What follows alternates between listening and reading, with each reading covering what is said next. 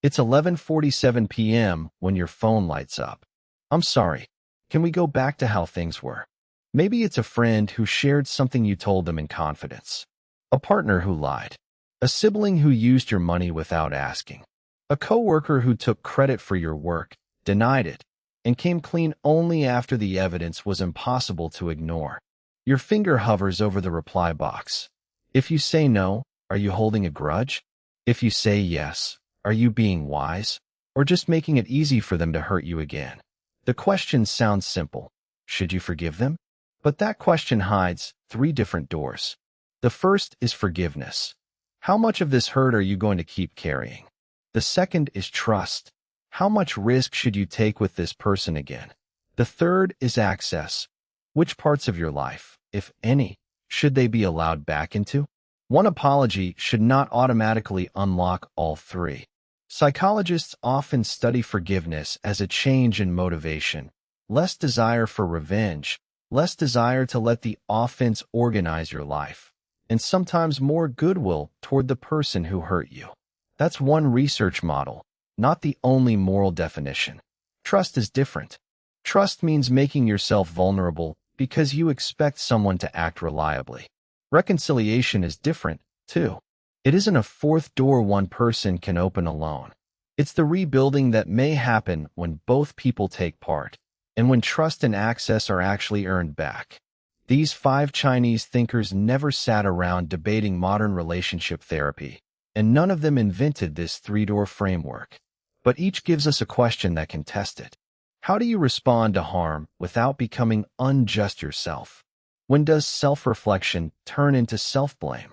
Can you still care about someone without giving them special access? Can you find peace while some resentment remains? And when should you stop listening to promises and start watching behavior? Before we open those questions, one boundary matters. If betrayal includes violence, coercive control, stalking, threats, exploitation, or fear for your safety, this is no longer an ordinary reconciliation dilemma. Prioritize safety and qualified local support. No philosophical ideal requires you to reply, meet, confront, or restore contact. For the rest of this video, let's use a lower-risk case that still hurts. A close friend shared something deeply personal about you to score points with other people. At first, they downplayed it. Later, they admitted what they did, apologized, and asked for the old closeness back. Confucius starts by separating kindness from pretending nothing happened. When someone asks whether harm should be repaid with virtue, he gives a sharper answer. Answer injury with uprightness. Answer goodness with goodness. The key word here is not revenge. It can mean uprightness, straightness, or justice. In plain English, refusing to be cruel does not mean pretending the betrayal was harmless. You can respond without humiliation, lies, or retaliation, and still tell the truth about what happened. He also says to advise a friend honestly, but if they refuse to listen, stop before you humiliate yourself. In other words, repair needs a stopping point. Trying once, or even several times, may be honorable. Repeating the same moral argument forever to someone who will not take responsibility is not your duty. Confucius therefore protect your conduct. Name the breach. Do not answer betrayal with betrayal. But do not restore the role of trusted friend merely because the person wants the title back. They have to show they can be a friend again. Mencius makes the question more uncomfortable. He asks the injured person to look at themselves first. Was I humane? Was I fair? Was I sincere? That can sound dangerously close to blaming the person who got hurt. But the same passage puts a limit on self-examination. Once you have looked honestly at your own behavior, you do not have to keep treating the other person's hostility as proof that everything was your fault. Mencius also says that friends are supposed to call each other toward the good. A friendship that cannot survive honest criticism cannot really be repaired. Genuine remorse does not ask you to make the other person feel innocent. It makes room for an honest account of the harm. Modern research gives us another reason to be careful. A review of 18 papers found that apologies help repair trust on average, but not in every situation. Failures of competence were generally easier to repair than violations that called someone's integrity into question. The studies covered controlled and varied trust settings, so they are not a rulebook for close relationships. An apology can reopen the conversation. It cannot hit reset. Mencius protects the possibility of moral change, but he does not require endless self-blame while waiting for it. Mozi takes the argument in a different direction. He challenges the kind of favoritism that protects our own circle while letting other people get hurt. Caring for people more impartially does not mean feeling the same affection for everyone or giving everyone the same private access. It means looking beyond favoritism and judging change by what actually happens. Applied carefully here, Mozi's question becomes simple. If someone you loved were in your position, would you tell them to give this person the same access? Or are you lowering the standard because shared history, loneliness, or guilt makes this person feel like an exception? You can continue to care about their welfare. You can refuse to seek their destruction.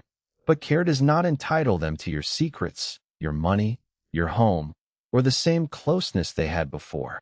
Trust research treats trust as a judgment about future vulnerability. That judgment can be specific. You might trust someone enough for one conversation, but not with a password. Enough for a public meeting, but not with private information. Enough to observe change, but not to depend on it. An apology is a claim that someone has changed. Trust is your judgment about the pattern that comes next. Laozi asks whether you can avoid being shaped by the injury itself. He urges us to answer harm with moral strength, not just niceness. The challenge is to refuse the cycle of payback. Their deception does not have to turn you into a deceiver. Their cruelty does not get to choose your character. But Laozi is not naive about what reconciliation can erase. Another chapter puts it bluntly. After a great grievance is reconciled, grievance remains. There is nothing sentimental about that line. The apology may be real. The effort to repair things may be sincere. And something may still remain. Your body may tense up. A memory may come back. The relationship may never feel as easy as it once did. Residue does not automatically mean you failed to forgive. It may mean that history cannot be ordered to disappear. Laozi's answer is not, trust everyone again.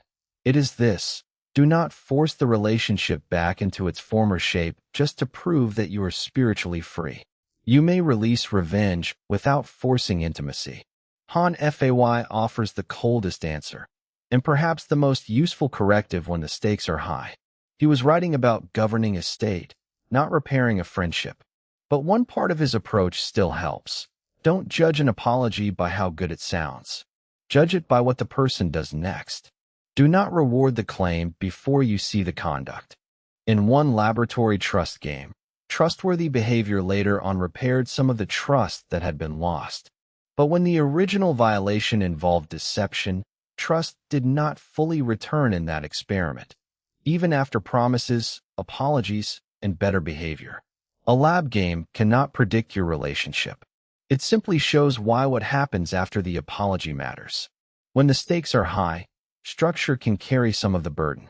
Keep financial permissions separate. Do not immediately restore shared passwords.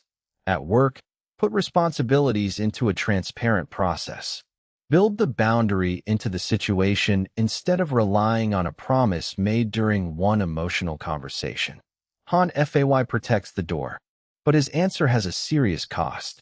A life governed entirely by verification, suspicion, and control makes intimacy impossible. Standards can reduce risk. They cannot manufacture affection. If every human weakness becomes evidence in a permanent trial, you may achieve security by eliminating the vulnerability that makes friendship real. That is the strongest objection to this whole framework. It can turn healing into an audit. More importantly, philosophy can moralize what is actually a safety problem. If coercion, violence, stalking, or serious exploitation is present, safety, evidence, and qualified support come first. No one owes the other person a reply or another chance. You do not need one sweeping verdict. You need 5 smaller decisions. First, Safety. What access can this person have without exposing you or others to unacceptable harm? Second, truth. Have they named what they did without downplaying it, shifting blame, or asking you to comfort them? Third, repair. What have they done, not just said, to accept the consequences and make a repeat less likely? Fourth, access. What is the smallest next step in the relationship that the evidence actually supports? Fifth, release. What would it look like to stop organizing your life around revenge, even if the old closeness never comes back? Confucius protects your conduct. Mencius protects honest self-examination without endless self-blame. Mozi protects fairness from favoritism. Laozi protects you from becoming the injury.